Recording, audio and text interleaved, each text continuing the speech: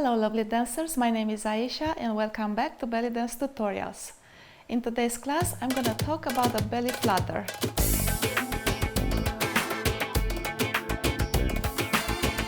I talked about this a while ago. I have a tutorial that I did maybe a couple of years ago.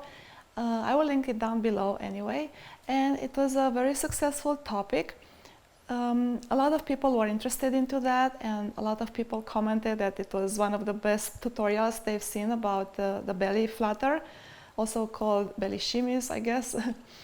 And I would like to come back to this topic and discuss it one more time. And it's something that's used by dancers, by belly dancers, but the basic technique, which is the abdominal vacuum, is used quite a lot by bodybuilders or people in the fitness industry because it's a way for them to get a snatched waist. The abdominal vacuum is activating the transverse muscle, so it's a very deep abdominal muscle and the fibers goes like that, and once you activate that, it'll pull everything back. So let's get going over this topic. So the foundation of the belly flutter is the abdominal vacuum. Well, first of all, let me show you how it looks like in case you didn't know. Yeah, one more time.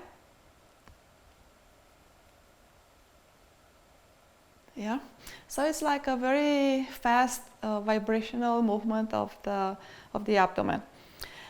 Okay, so the basic technique starts with creating the abdominal vacuum. To do that, we have to inhale to expand the rib cage, yeah, and to inhale, but without letting the air going in. So you hold your breath, basically. So you create the inhale motion of the rib cage, like when you do like that, but you hold your breath. So you close your throat and then you don't let any air in. It's like when you have a hiccup, it's the same mechanism. And what this will do is that as you expand the rib cage without having air coming in, you create a negative pressure in the abdominal area. So everything in the abdominal area, starting with the diaphragm and everything below, abdominal wall, will be pulled in. So everything is pulled in and up. So you get this suction effect in the abdominal cavity because your rib cage and your diaphragm are lifting, so they are like a pump going whoop, yeah.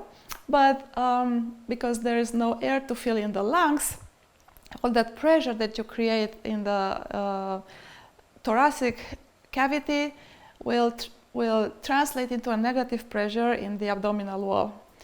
I hope that this makes any sense. It's too much physics involved. But let's illustrate that. So when I do that, I cannot talk because I close my throat, so my vocal cords are closed. There is no air circulating in the respiratory pipes, so I cannot talk, right? And you cannot talk. If you can talk while doing that, it's not right. So try again. All right, so I'm gonna hold my breath and get the air in. And it looks like that. Let me show you this way.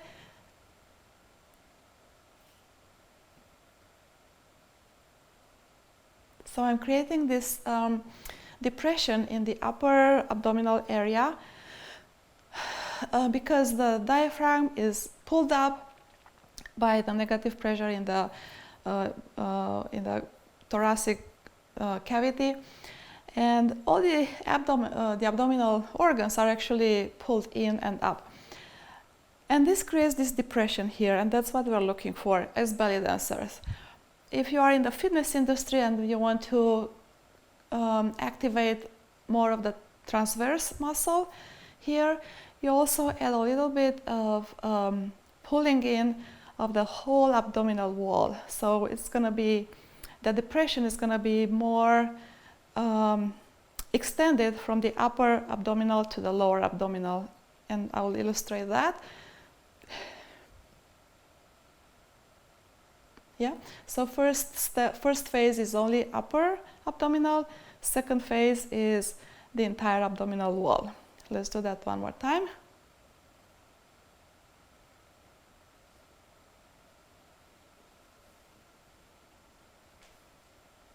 Yeah, so you create this vacuum. Now, if you got the idea and you can do that, you understood the mechanism and it works for you, the next step is to pull and release a few times.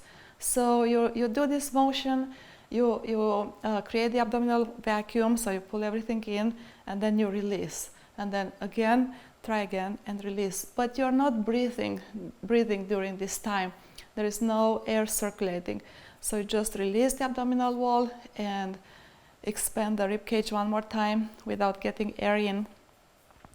It's a good idea when you practice that to do a few breathing motions. So you exhale, inhale, exhale, and after you exhale, then you try to do the abdominal vacuum when you don't have a lot of air in your lungs.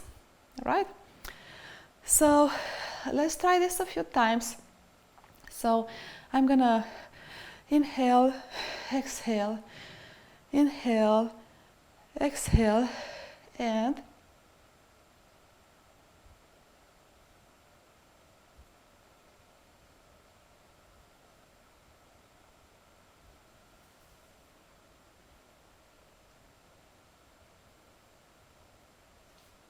so you're increasing the pressure. You're increasing when you're creating this depression here. You're increasing your pressure in the lungs. So you are expanding a little more. So expand a little more, release. Expand more, release. All right. So you practice this exercise for a while until you can make it fast. And when you make it fast, you get this vibrational motion of the of this upper part of the abdomen.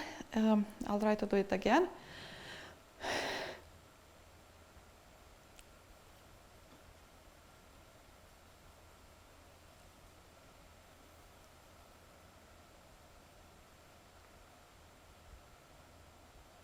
Yeah, this gets me very tired because you have to hold your breath when you want to breathe. So there is no oxygen coming to your lungs, so it's pretty tiring. Now, the second part of this motion is to let the abdominal wall loose and relax. So the lower part of the abdomen is actually relaxed. You don't have to, and you don't want to contract the whole abdominal wall for belly dancers. So when you want to get the motion right here in the upper part, you have to let the abdominal wall loose and relaxed. And so you have a play here between a contraction and a relaxation, which is pretty hard to do. So it takes a while to train your body to do that.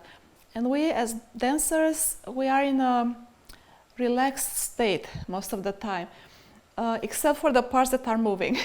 So you have to train your brain to relax everything else, everything that you're not moving. And that's especially true for the belly work. It takes a while to understand this concept and to apply it. But if you know about it, your mind will work toward that, right? So now going back to this movement and talking about the relaxation of the abdominal wall. So you just let it loose here. It's okay if it's sticking out. No problem with that. Yeah, you have to let it loose. I'm not expanding it on purpose. So I'm not doing an expansion like that. I'm just letting it relax and loose. And there's a little bit of prep movement before you do the belly flutter in a dance, in a routine. You have to prepare the move. It's not working well unless you're very trained and very skilled on this. When you just do a movement and then let's do the flutter right there. No, you have to expand your rib cage, you have to take a moment. And this happens a lot in drum solos. So don't try to get into the belly flutter directly from another move or from a stop somewhere. Take a short moment and prepare it. And what that means is that expand your rib cage first. Yeah, I'm doing something, I'm gonna prepare, expand. Yeah, I'm gonna prepare, expand, create a vacuum, and then you start fluttering. Yeah, so I'm gonna do a motion, whatever, and then expand.